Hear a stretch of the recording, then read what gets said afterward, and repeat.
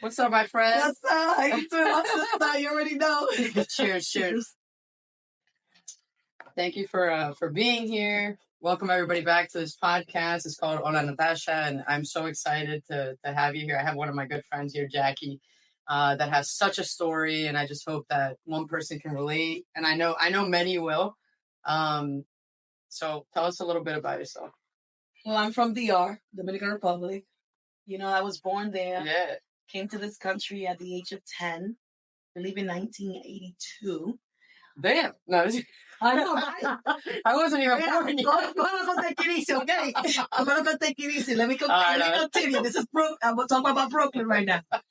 Yeah, so I ended up in Brooklyn, man. And, you know, I'm a New Yorker. And I can say, you know, I'm from Brooklyn, New York, because, you know, New York made me the person that I am today. You know, I didn't speak English. I had to somehow hang out with lots of people in order to understand, like, yo, I want to learn. Because at the school was so different, you know what I mean? Yeah. People will make fun of you, so, but I mean, think about it. Were there a lot of Latinos back then? Yo, Puerto Ricans and Dominicans, but I live in a very mixed community. Okay. You know, everybody wasn't there. You know, that area was like the melting pot. You know, Borough Park. You know, a lot of Hasidic Jewish people would live there, so they had a lot of, a lot of the schools and the places where they pray. Which I can't believe I forgot the name, but anyway. Yeah. So I respect them. You know, but I grew up in a beautiful community. You know, Brooklyn made me to be that person that I am today. You know, I'm loud. Of course, I love to dance. You already know. I always laugh because every time we go out, you know, I've known you for what? Oh my God. 10 years? About 10 years. I mean, I went to your first party. Yeah, you went. So I promote LGBT parties, right, in the DC area called Taste Takeover. I got the shirt right here. But I remember seeing this woman come through in flip-flops, and she was the life of the party. Like, you're an amazing dancer. I mean, you're a performer. We'll get more into that. But I was just like, I have to meet this person. And that's how we met, and we built like such a beautiful friendship over the years. And I consider you my sister, you know, like it's your family. But growing up in New York, like, how did you find yourself? Like, did you find yourself like that you could identify with the people around you, or did you find like you were always lost, like looking for? I have to say something. I feel so blessed that I walked into a building. That was the building where I lived, 1135, 43rd Street, baby. You already know. You know, New York is how we do the streets. Oh shit! That's how excited I get. And you know, of course, my neighbors. You know, my best friend Debbie and her family. Puerto Ricans, you know, nice. They actually, her sister, she was going to the same middle school that I was going to go to. Yeah. And I'll be honest with you, hanging out with her was a blessing. Nobody could touch me. Nice. So it got to a point where, you know, I was protected. I made sure I was protected because around in the 80s, there was a lot of gangs. So you have to be careful, you know, just being in the streets and stuff. But, you know, like, I needed them. They were my family. They're still my family. And I just feel so blessed that I was able to find, amazing, you know, my peeps. I learned the slang because I was in the streets hanging out with everybody, all of them. You know, I was in. Amazing. And how long did it take you to learn English? That's a good question. Oh, my God. It took me I was 7, so it took me like 6 months, and I was like, wow, that's cool. Yeah. It took me, because then they put me in a bilingual program, and that thing messed me up. So I would say like 10, 15, even in college, I was taking ESL classes. Wow. It was so hard. It was so hard. It was like Spanish, English. Yeah. But that's okay, because I still became a teacher. Yeah, there you go. So how did you teaching a dual language, English in the morning and Spanish in the afternoon. That's amazing. So think about it. Like, from that, I'm a teacher now. Come on. Yeah. So how did you end up, like, I mean, your adolescence until what you wanted to become? Like, did you know what you wanted to do? Did you go to school? Where'd you start working? Like, what was your process? I mean, my first job was like McDonald's. I always wanted to work. I always wanted to work at the drive-thru, yo. I always want to be like, can I take your order? And like, I used to take those burgers home at the end of the night because they were fucked up with the trash. I'm like, no, I won't feed the block.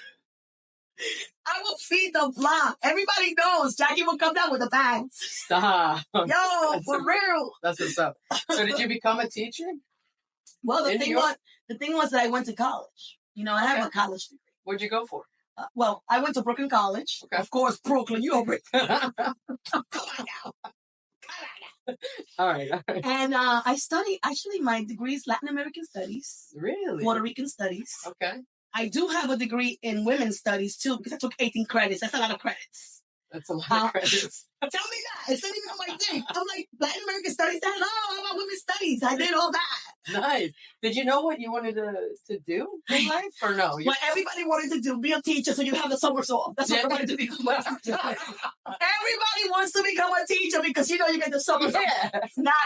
That's not what it is. It doesn't work. It's freaking and they're so underpaid. Shout out to all the teachers. My sister retired as a teacher. They're super underpaid. Oh my God, it's horrible. Underpaid. But amazing. So you did that. So tell me how you ended up here, because you live in Maryland.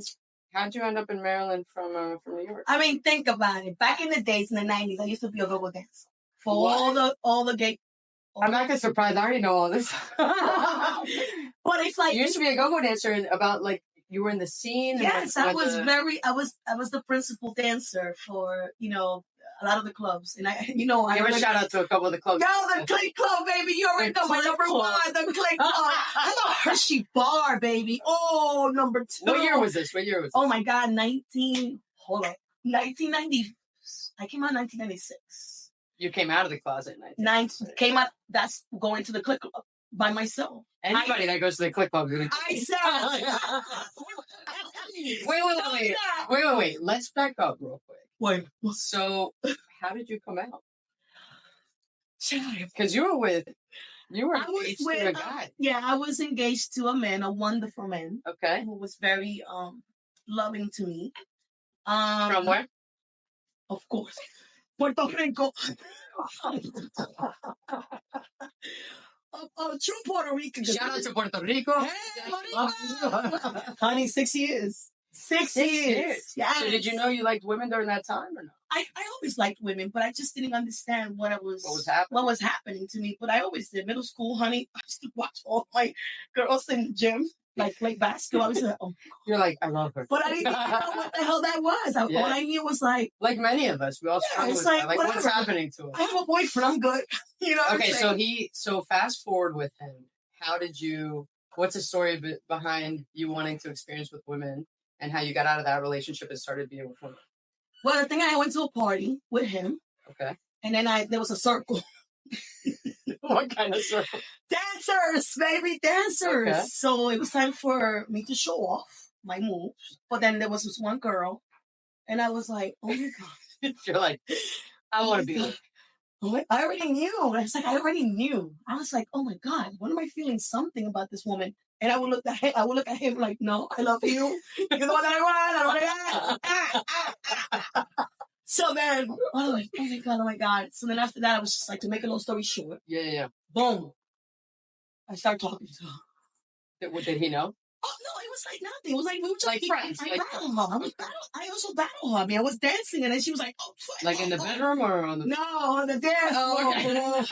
Let me get there later. All right. Yes. Yes, so many stories. So anyway, to make a long story short, that happened. And at that time, I was driving a shitty car. Because my father used to get me all these shitty cars. What kind of car? Oh, a Toyota 19. I don't even know what the fuck. I had a 92 Celica. My shit was like falling apart. But I would go to Brooklyn College. And also, I would take my ex-fiancé to Bushwick. Wait, the guy? Yeah, I would drive him home after we were done partying or whatever. Okay. Like, I would just drive him home. I never had to take the train anymore. Okay. So how did you end that relationship and like realize? Well, what happened was that person that I met in the circle, so when that happened, we danced. We fucking danced. And then from there, so you left. I told him, wait, no. I actually broke up with him for 1 week. So how did you leave him? Like, Well, wait. Hold up a minute. I want to explain something to you. I love this man very much, and I have a lot of respect for him. He was the loyalty he had was just incredible. So, I never wanted to cheat on him. Right. I always wanted to tell him the truth. Good for you. So I did. I said, Tony, which is rare. I'm looking at this woman. I don't know what this means. I don't know if I'm bisexual or I'm a lesbian, but I don't want to cheat on you. I'm not going to go behind your back to hurt you because it's not fair. So what I did was I told him I need like maybe a week off, you know, us, and then we just try to figure this out. And then, of course, no disrespect to him. He asked me, can I just watch? Of course. Like any man can watch or join. I was like, no. You're like, oh shit. It ain't gonna happen. It's not supposed to happen. So how did he take that? I mean, he gave me the respect. I don't know. I don't remember talking to him about how he felt, but he did respected me. And that's what I'm talking about. He was able to do that. And he loved you. And that's it. Yeah. It was pure love. And that's what it takes to love someone. Yeah. That's what it really takes. So I just went off and created. You just went to the click club? No, I didn't go to the click club. I went to my room. What are you talking about? Jackie's room. What are you talking about, bro? In Brooklyn. It was like, everything was like black. I want to see how many times during this episode you say Brooklyn. I'm going to count. We're going to have a tally. I think it's going to be over 30 times. Mamita. That's how we do. Oh. That's how we represent Brooklyn. And Brooklyn, you already know. Cheers to Brooklyn. Cheers. Thank you. Hello. All right. So did you fall in love with this girl? I don't think I was in love. I don't think I was ever in love with my beginning. Yeah. No, I think I was infatuated and I was excited and I was just out. Yeah. And being out was everything to me. Wow. So out meant being with every woman that I wanted to be. And that's exactly what happened. Amazing. Every woman that I wanted, I had. But because you were also a go-go dancer. I was very popular, a performer. I was in magazines. People would fly out to see you. And back then, they didn't have the cell phone, the social media. I mean, there was on the parades. I was on the parades on the float with there was a lot of popular drag queens at that time. Remember, this is the 90s where music was everything. Coming out was everything. Women came out in the 90s like crazy. I ended up going to England to perform. I was in Manchester doing a show with Julie Tolentino, who is the promoter of the Click Club. She was the one that, she brought all these women together, and her wife and her ex-wife too. And I'll be honest with you, it was a celebration of life in the 90s. And I became popular because I saw that stage when I walked in to the Click Club by myself. And I said, holy shit, I want to get up there. That's where I want to go. I want to get up there. But then I met all these Puerto Ricans, Dominicans. I was hanging out with them. We were hanging out, breaking dice. Every night it was a party. But then when I got up on stage. So you made it. You got up on stage. Yeah. And guess who was my DJ? Who? And I'm going to say, Jackie Christie, you already know my sister, I love you. Jackie Christie. It's like, think about Sid, right? Yeah. Think about Sid. The same comes with you and Taste and Sid, right? Right. That was me and Jackie. We understood each other. We would I would dance on the stage. I look at her. She'll play a house beat or like a Latin house. And she knew. House. And we would just go crazy together. Wow. And didn't your brother go see you and he was like, all these women are... I always invited my brother, so he always came through. And my brother was like, yo, my sister, all these women want you. I was like, I know. You're like, I know. But I lived. How about that? You lived. I lived. I can never say. Oh, it's what's crazy to me about you is that your energy, right? You have more energy than me. You are the life, you bring life, you bring como alegría, you know what I mean? People are happy when you're there. People miss you when you're not. Your presence is very, ¿cómo se dice? Como not like addictive, but like it's magnetic. I'm gonna say it's a magnetic, like it's there are no words to describe like what you bring to when we go out, when you come over, like you're just such a happy person and you have so much energy and I love that about you. But I'll be honest with you, it's because also I work on myself, you know? Yeah. Well, you did, so that takes us to the next. And it's hard. It's hard to work on yourself because when you work on yourself, that means you have to face your demons, right? And it's a work in progress every single day. Some people never do it. Some people do it. Also, and those that do it, you know, it's okay. You don't have to go. It's hard, but you don't have to jump in fully. You know, I decided to do it. You know, I decided to do it for my own peace. Yeah, I love that. You know, because that's what it takes. Why are you getting emotional? Because, you know, when I talk about this, it's I feel a sense of joy. So I cried, not because I'm feeling emotional, but it's just I'm a very expressive person. Yeah. You know, on the dance floor, I'm very expressive. The way I you know, when I talk, I'm passionate. I'm just a very passionate person, and I don't care about tearing. I don't care about crying. That's part of being human. I mean, crying is strength. It's such a it's no. That's this. You're not being a sensitive. You're not sensitive. You're strong, and you're letting out maybe stuff that needed to come out. Yeah. So that makes you feel free. You're feeling. Exactly, and people are so afraid of that.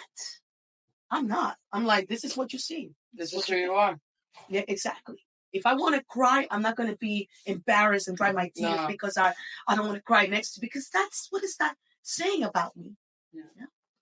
So how did you end up in Maryland from New York? Well, I can tell you that in 2001, we all know what happened. 9/11 hit. And I was in my late 20s or late 20s. Late 20s. I was at that time working with this friend of mine from college. We were working on a Bollywood Broadway show. Wow. And I was the director of choreography. Wow. And also with the poetry in this show. I have it actually on the video. I didn't know that. I had to switch it to whatever. You have it on like VHS? VHS. Yeah, VHS. So yeah, it was called Wrong. Wrong means colors, shades of my soul. And it was all based on dance and poetry. So a lot of my poetry is in there too. We need those video clips. Yes. There's lots of pictures that I have. I'll bring them to you. Yeah. Of the show. It actually happened after 9/11. But during that time, I was with someone. She lived with me. Okay. She worked on the 13th floor, on the towers. At the towers. Yeah, the towers. And she was working there for years now. You know, I would go there and have lunch with her. We'll have lunch outside, and I used to always look up at the building. I was like, oh my God, it's so loud. Wow. But there was always a party every Thursday, a Latin party, on the Windows of the World. And I believe that was 110th floor, something like that. Right up, up there. I went for my first party. I remember I was like, yo, Jackie. Her name was Jackie. Also Jackie. I said, Jackie, look at that. And this is August 2001 when it happened. I mean, when I actually went to the club. Yeah, yeah. And we looked down. It's like, oh my God, everybody was like, dance out there. Look at this, crazy. But we danced the whole night. We had a good time. We danced. We made it happen, you know? Right. And then, you know, I was working I think I was working there on Fridays, at the gym, the Marriott, teaching aerobics. I was an aerobics instructor. Oh, wow. Yeah, you've done it all. Girl. I used to work at Bally's. I know people know Bally's back in the days, in the 90s. Right? Yes. So there was one on my block. Because I was the superintendent of the building. I was a super. I had 2 buildings. But I was a super. Yes. Yeah. I had 2 buildings. But anyway, to make a long story short, so 9/11 happened, right? I'm home. Jackie already went to work. I was trying to clean because I had the day. I was flexible. I didn't have to work during the day. I worked that in the afternoon. Right. Get my money. So, boom, her mother calls me. And I pick up the phone. She said, "Where's my daughter? She's already went to work." What? I said, "She went to work. What happened?" "Jackie, do you know what happened?" I'm like, "No, what happened? Turn on the TV. Just turn it on right now." So I turned on the TV. You had no idea? No, I didn't know. I was cleaning the place. I didn't know what was happening. So I grabbed I turned on the TV, and I see the second plane hit the other building. I said, "What the hell? I don't see the blinking light. What's going on?" So that's what I said. "We've been attacked. Go get my daughter. Go get my daughter. Please go get my daughter." So I hung up the phone. I didn't even shower, brush my teeth. I just put on my clothes, walked outside. I lived on 59th Street between 1st and 2nd. I can see the towers on fire from the corner. And I'm on 59. That shit is downtown. Yeah. And I can see the buildings on fire. So I told a cop that was in the corner, I said, "Excuse me, are the trains working? I need to go get my girlfriend. She's in there." So he was like, "Look." Oh, no, it was a she. I'm sorry, it was a she. I'm trying to remember everything because it was a confusing time for everybody. So I said, "Okay, so the 4th train is not working. The 5th train, forget about it. Get the 6th, it's still working. Go now." Yo, I ran. I don't even know how. I don't even remember. But I ran so fast and I got there. I took that fucking 6th train. No one knew what was happening. It was like people reading the newspapers. I'm walking in there crying.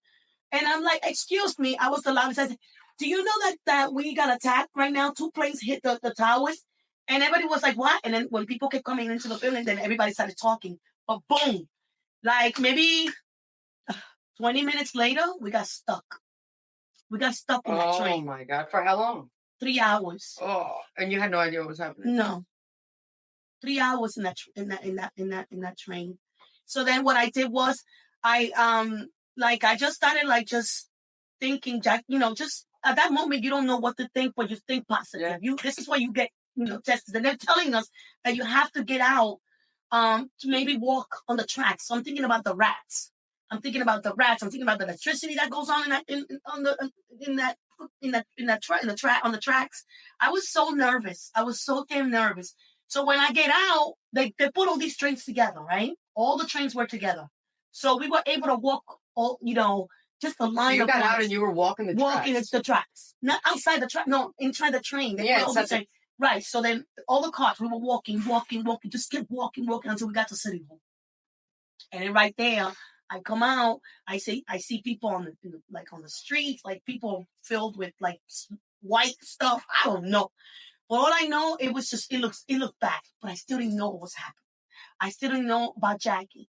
I didn't have a quarter. The phone stopped working. I asked people for 25 cents because I needed to call a hospital. But all the phone lines everything was dead. It was down. So I kept walking and walking. I even walked with this lady that was full of debris. I mean, she had everything and she explained, but I never knew what was happening.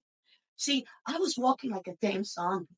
I didn't know anything. All I know is I just had to keep walking and walking. So I kept walking and walking and walking and walking and walking till I get to 57th Street and 7th Ave. Right there, I asked for a quarter. And I don't even know how I called Jackie's best friend. I don't know even know. You got through. I got through. And then that's when she said, "Yo, I haven't heard from Jackie. Have you heard from her?" And I said, no, what's going on? Well, those buildings, when they collapse, I'm like, what? Yeah. What do you mean? What? And right there, the jets started flying. All these jets are going, what the fuck? No, that happened. I didn't know. I don't understand what's going on. And that's when I just lost it completely because I didn't even know the buildings collapsed. I was completely confused. I was like a zombie. New Yorkers everybody was a zombie, and I'm just trying to find my girlfriend, like, where is she? Did you find her? So when we got down to 50, I went 57, right? Yeah. So I went down the east side. I'm the west side, so I went down to the east side. So 57 and 7, so I went down, 6, still walking, bro. Then I made that right on 2nd Ave. On 58, 59, Jackie was in the corner. Oh, my God. Right there waiting for me. It was amazing. That's incredible. That was like I'm so happy you found her. Yeah, you still talk to her today? We tried, but no. Oh, but I mean, I'm glad she we will always remember that day. We will always remember. I know that she will always remember that day. I know I will always remember that day. Of course. She is a special person because, we've been through a lot, and 9/11 was a lot for us. for the world. But it was imagine like we lived right there. Yeah, you were right there. I smelled that. And that's got to have an effect on you. Of course. All the time. Of course. Like it does for so many of us, but you were right there, and I can't imagine. Yeah, and to see how many people died, and then to have friends right now that have certain problems and they lost so many loved ones because of 9/11, from the asbestos. I know I smell some of that because I lived right in the city, so I smelled it. I smelled something. It was bad. It was just like, I actually can still smell it. That's how strong it was. It's crazy. But then listen, 9/11 made it happen. You know why? In a way, it was a horrible thing. But my God, I was born again. I was born again. I started meditating. And meditation saved my life. I started meditating this yoga that when I close my eyes, I feel this cool breeze, this beautiful feeling. I learned to forgive myself and forgive others. I became a different person. And then the voice that I heard while I closed my eyes was, you got to leave New York. Wow. And that's why I left. And that's why I left New York. And I ended up in Maryland. I met someone in the practice who became my instrument. And if it wasn't for her, I would not be here. It's fucking incredible. Cheers to that story. All right.